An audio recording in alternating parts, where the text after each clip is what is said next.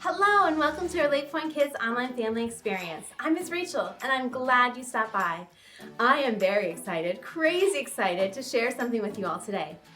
I was looking at our list of friends with birthdays in May and it's a pretty long list, so I prepared a little surprise. I have spent a lot of time practicing and I hope you'll be impressed. So, with all that said, happy birthday to Austin, Carter, Gabriel, Karis, Declan, Chelsea, Lola, and Hadley. This is my gift to you.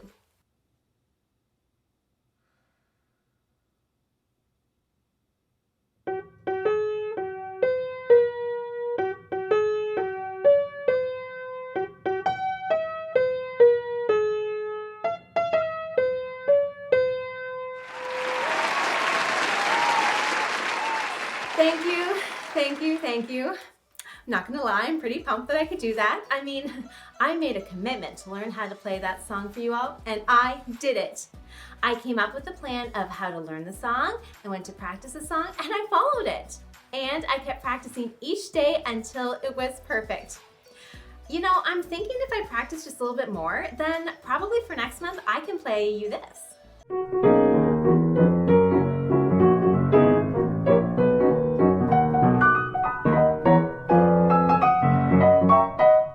Okay, maybe like next year or like in the next 10 years.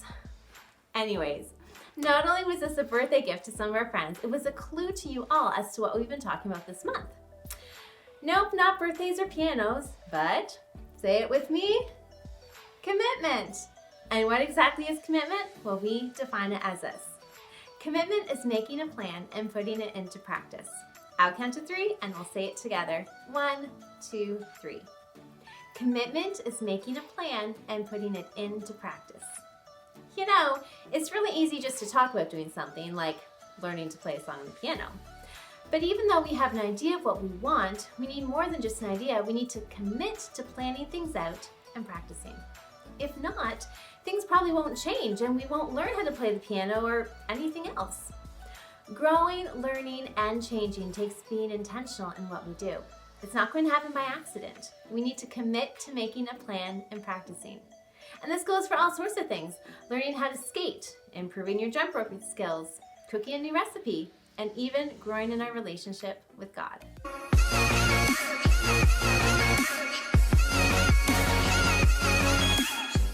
So now it's your turn. Press pause and discuss with the parents something that you would like to learn or get better at. Then together, come up with a plan of how you can make that happen and when you will take time to practice.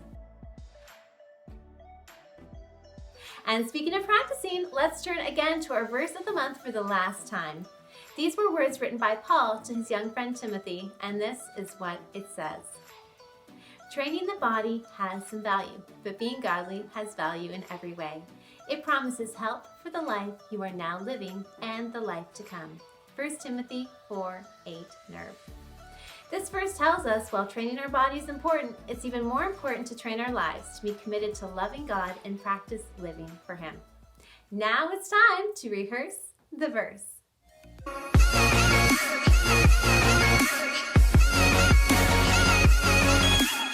Training the body has some value, but being godly has value in every way. It promises help for the life you are now living and the life to come. 1 Timothy 4:8 nerve. And for our Memory Verse Challenge today, stand up to your feet and get ready for Freeze Dance Sunday.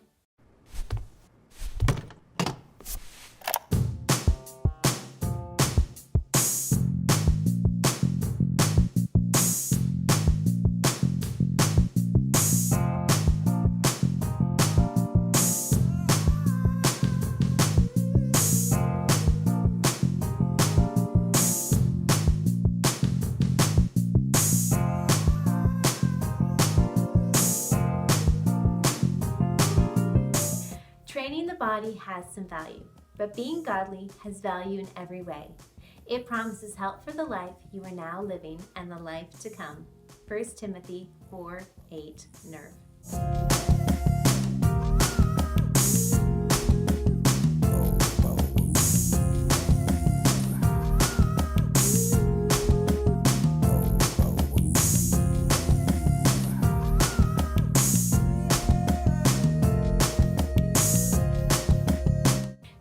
body has some value, but being godly has value in every way. It promises help for the life you are now living and the life to come. 1 Timothy 4:8 Nerve.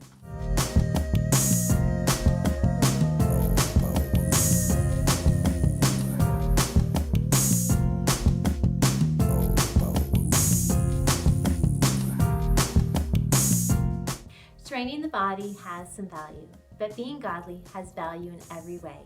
It promises help for the life you are now living and the life to come. 1 Timothy 4:8 Nerve.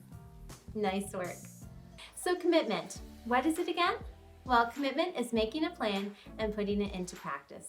And our bottom line or our focus point of today is practice living for God. Let's say it together. 1, 2, 3. Practice living for God. Practice living for God. What exactly does that look like? What does that all involve? I mean, is this practice living for God in like a really big way, or is this practice living for God like every day? I'm not really sure. I think we need some help with this. So let's turn now to our friends at the So-and-So Show. Out with the bad air, in with the good. Give it up! Left work.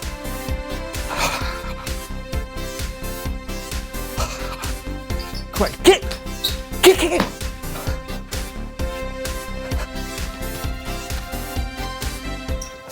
I'm ready. 1, 2, 3, 4. I declare a thumb war. 5, 6, 7, 8. This will be a piece of cake. No! Oh. You were so fast. 2 out of 3? 8 out of 10. All right. 1, 2, 3.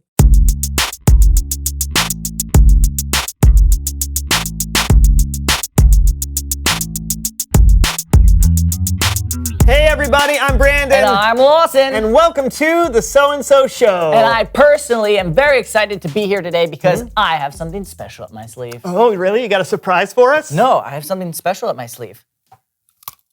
Oh, you meant that literally. I mean, usually when people use that expression, it's because they have a surprise or they have something unexpected to share. Oh, well, I have that too. Oh, really? What is it? Please welcome someone who knows stuff. Ooh.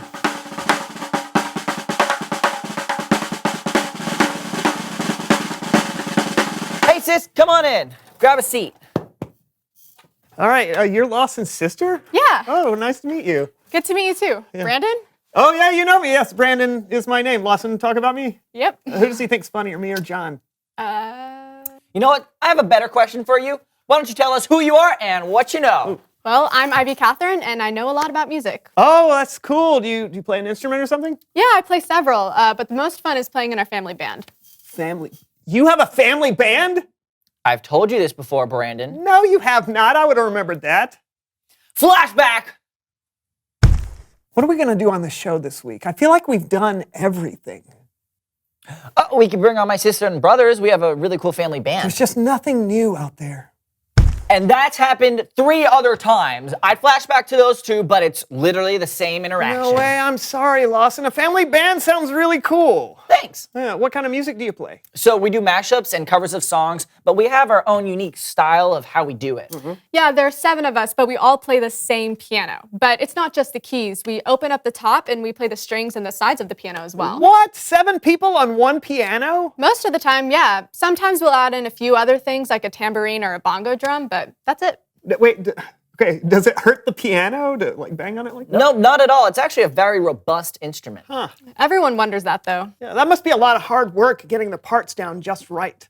It is. 2 of our brothers do the arrangement, and then from there we divide up the parts, learn the music, figure out choreography, and then it's hours and hours and hours of practice. Yeah, we practice until we fall over.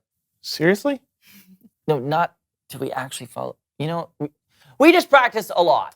Because if one person gets off beat, it can throw off the whole piece. Oh, well, that makes sense. So how long does it take for you to learn one piece? About a month from start to finish. Yeah, it takes a lot of commitment, even just for one piece, but I think it's totally worth it. Do you want to see a sample? Absolutely. Cue the video.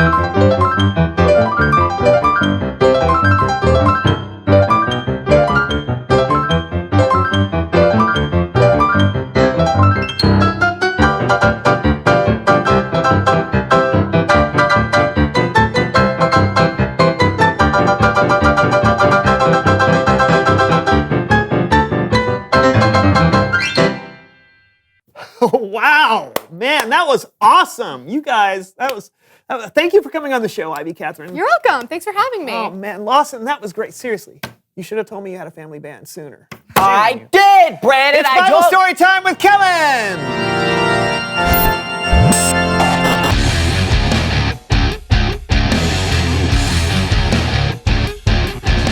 Hey guys, Hey, Kellen. Hey. what's going on today? Oh, Lawson's sister came on. Their family is so talented. Did you know he's in a family band? Of course, Lawson's always talking about them. Okay, I get it. What's going on with you, Kellen? Well, today's story begins with Jesus and his disciples hanging out where people gave their offerings at the temple. You guys up for helping me out? Sure thing. You got it. Great, because it's time for Human Head Puppet Theater.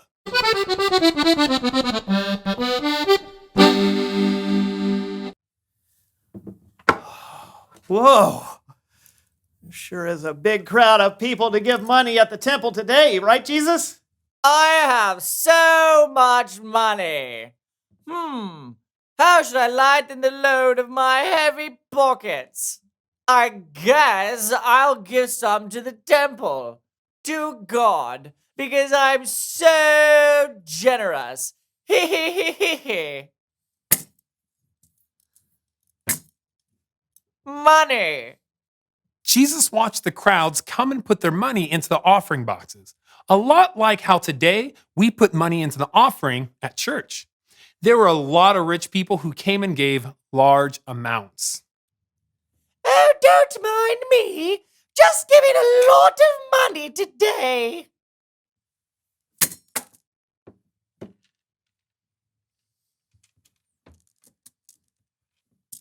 Wow, the people here really are generous. Don't you think so, Jesus?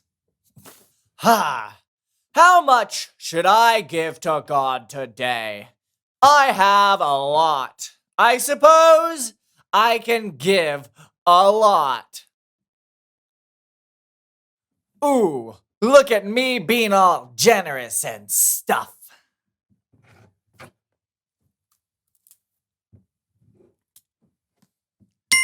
A little later, a poor widow came into the temple. She put in 2 very small copper coins. They were only worth a few pennies.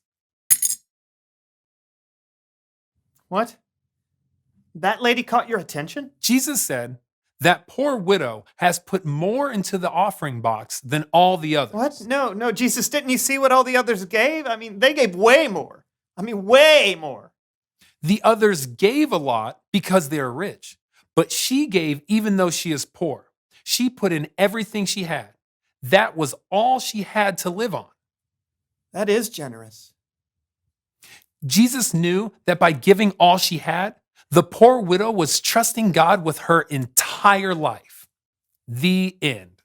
Bravo! That's amazing. Isn't it? The poor widow had so much faith. She showed us what it could look like to live completely for God. I wish I had that much faith. You can. But like everything else, living for God takes practice. It takes commitment. Like with your family band. Totally. Thanks for the story, Kellen. Anytime. I'll see you guys later.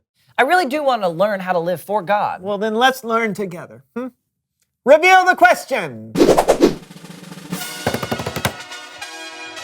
How can you live for God? Yeah, that's a big question. Where do you even start? It's like Kellen said, it takes practice. You Yeah. can practice by hearing what God says to us in the Bible or through other people. Yeah, you can live for God when you pray and when you talk to other people about Him. Yeah, it's about honoring God and treating others the way you want to be treated. What are some of your answers? How can you live for God? You guys talk it out, and we'll see you next time. I'm Brandon. And I'm Lawson, and this was The So-and-so Show. So-and-so show. So is that the so-and-show? Yes, I think it is. Wow, the so-and-so show is my favorite kids show ever. 5, 6, 7, 8, off. Coming to a streaming service near you. Recorder solo. Oh, no. This was a mistake. Yeah, I think so. We took a vote. You're out of the band. No Nobody else thought a poor woman giving 2 small coins was a big deal, but Jesus saw the truth. Other people gave because they were rich, but this woman gave everything she had because she was putting all of her trust in God. She was living for Him, and that's something to take notice of and celebrate. But please know that living for God is about more than giving money. It's about trying to include God in every part of your day. It's asking yourself before every choice you make, does this honor God? Will this please Him? Like, maybe you're uncertain if you should admit that you broke the lamp with your soccer ball because you know there will be consequences. Or maybe you're just debating blaming it on your baby brother. But what honors God? Well, in this case, telling the truth would. Or ask yourself, does what I'm about to do or say show love to others? Like with the attitude and the words you use with your classmates and teachers. Is that how Jesus would treat them? If you ask yourself questions like this, will this decision please God or will this show love to others? It will help keep your mind on God. It will help you think about how Jesus lived and loved others. Now, it probably won't become a habit overnight. So that's why the one thing to remember today is this: practice living for God. The more you practice asking yourself questions like this, the more natural it will become.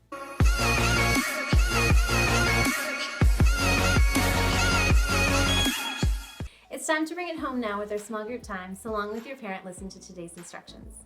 First, I want you to get out your Bible and look up today's story. You can find it in Mark chapter 12, verses 41 to 44. Have someone read the passage out loud. Then talk about Brandon and Lawson's question: how do you live for God? Now press pause, complete the activity, and then come back for the second set of instructions. For our second activity, I want you to write out our memory verse and design a pair of running shoes to go with it. Give your shoes a name that somehow relates to something we have been talking about and learning this month. This month, our weekly draw is for a Bible activity book, so to have a chance at winning it, parents, please take a picture of your child's newly designed running shoes and post it on our LakePoint Kids Facebook page or email it to me at rachel@lakepoint.church. Parents, please take a moment right now to grab your phone and fill out the online connection card available on the LakePoint app. It's like our guest book, letting us know who is watching and helping us stay connected to you. It also allows you to sign up for our latest LakePoint initiatives and opportunities.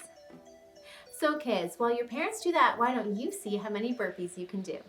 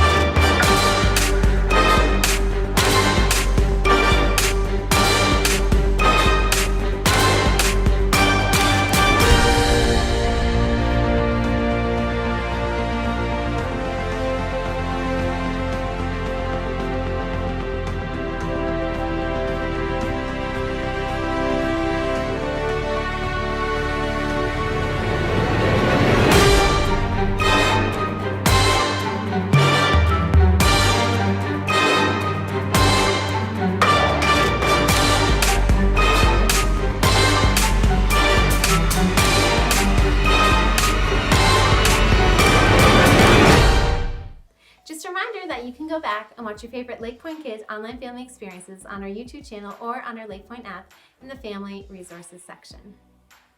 Thanks for tuning in today, friends. I'll see you again next week, same time, same place. Remember, practice living for God.